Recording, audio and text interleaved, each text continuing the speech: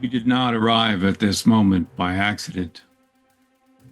The breakdown we see around us is not simply the fault of weak leaders or bad politics. It's the outcome of cultural shifts begun generations ago. Men and women have always banded together to take advantage of each other's strengths and to shore up each other's weaknesses. Think of how there is nothing in it for nature to make men and women the same. We can each do what the other does outside of biological imperatives, but we have clear preferences. She is the verdant female, the designated caregiver and precious creator of life. He is the expendable male and discerning risk taker and powerful defender of life.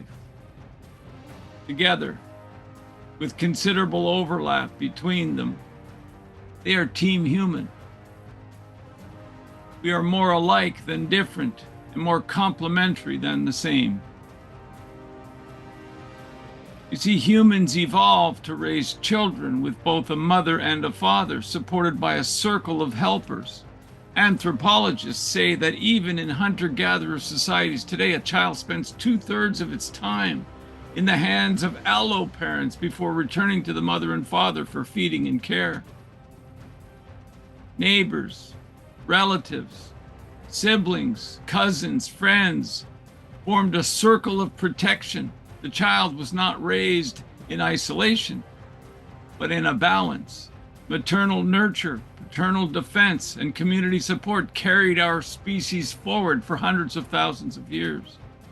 The mother brought tenderness and care, the father brought order and defense.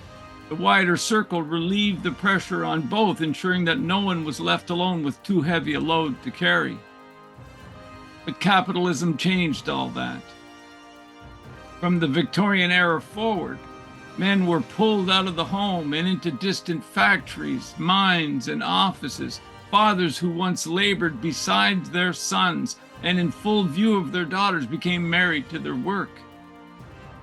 Family lost the presence of the man who provided both defense and instruction. By the 20th century, the imbalance grew even deeper. Wars, industrial expansion, political demands fused men outside the hearth. What was once a circle of care became a fractured household. Mothers were left with too much of the burden. Fathers were chained to distant labor. Children grew up without the daily presence of paternal defense. Sustenance was the priority back then, and family dynamics were poorly understood. No one could have predicted the result. We know now a civilization built on this team human equilibrium has lost its rhythm. We are living in the fallout. This is your inheritance to fix. Let me ask you a question.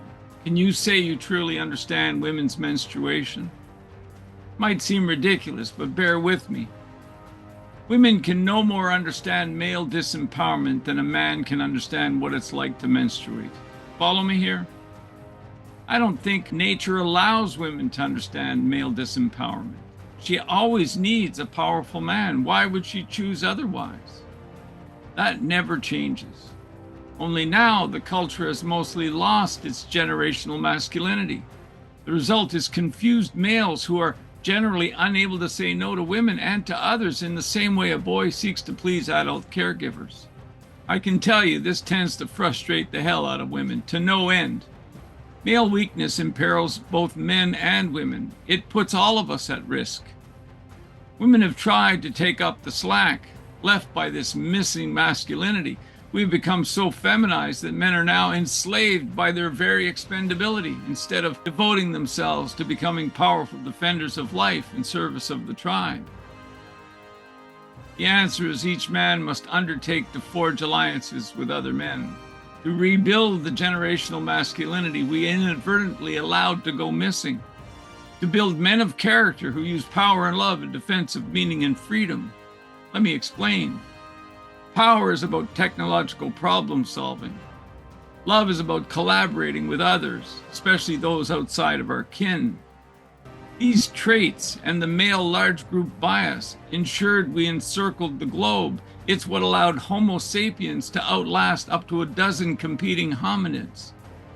Knowing this, Every adult male today needs to adopt two masculine contact cannons, I call them. Spend time each week with men in person and or online, and never miss 2 weeks in a row. Keep in mind that women tend to meet up to regulate each other's emotions, while men tend to meet up over projects, interests, hobbies, to do stuff. There are clubs for everything. Start one if you need to. Yet, we live in the digital era, so let me say this. For all of its faults, the internet could save men. We must use it to bring out the best in men rather than allow it to enslave our attention. Join the Defender boards online, where you have daily contact with other men and can build a squad with whom you can stand shoulder to shoulder and defend against the enemies of life. In the boards, there's room for talk, but more critically, it's a place where we build each other up with encouragement, resolving our wounds and our triggers while sharing the truth as we see it. It's where experience and wisdom combined with commitment and service forge men of certain masculinity, just as nature intended. Why do such a thing?